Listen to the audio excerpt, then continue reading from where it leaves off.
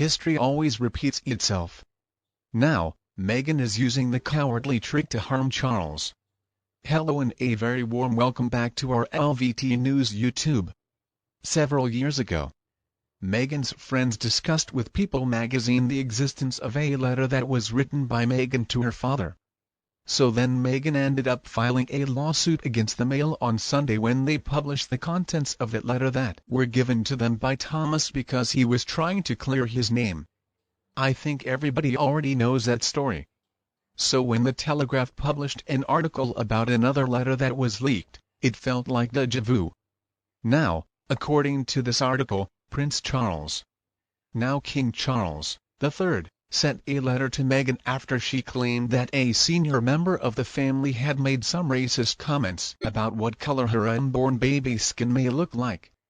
You know, when Oprah said, "Hold up, wait a minute." Reportedly, King Charles wrote about how sad he felt over the divide between Meghan and Harry and the rest of the royal family. He was making the case that the comments that were made by that anonymous royal family member were not made in malice. But, Harry, in another interview, obviously stated that the royal family is not racist. He was clear as day in that one. After 2 years of allowing the public to trash the royal family, especially his poor grandparents. So the question everybody is asking now is who exactly leaked that letter. Some people are saying it was the palace, but if we go by events that have happened in the past, did Meghan's friends not do exactly the same thing? After all, it was proven in court that Meghan briefed the press and had worked with Scobie. Perhaps have gone on record saying that she called them. So all evidence, in my opinion, points to Camp Sussex. Once again, Meghan is demonstrating how hypocritical she really is because she is breaching the king's privacy.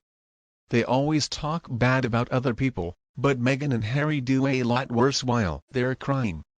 Victim, victim, victim. Could it be that Meghan's still pissed off about that photo that the late Queen took with her gorgeous grandchildren and great-grandchildren?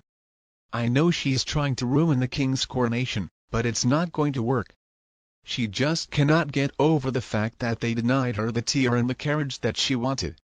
So she's trying to stir up some chaos again, and it's clear that Meghan does not want harmony at all. Because I guess peace doesn't make enough money for her. See, narcissists do not understand the meaning of peace. So if Meghan wants to start this whole racism story again, maybe she should take a long look at her own home.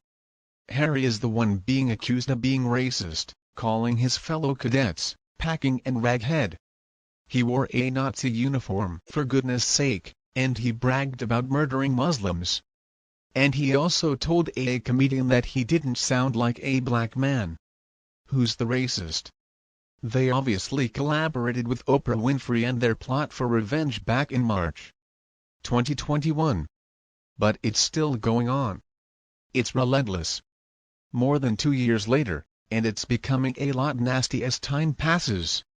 Now, I am as guilty as everybody else who comments on the ridiculous front-page news of their antics. But think about it we cannot just ignore all of this.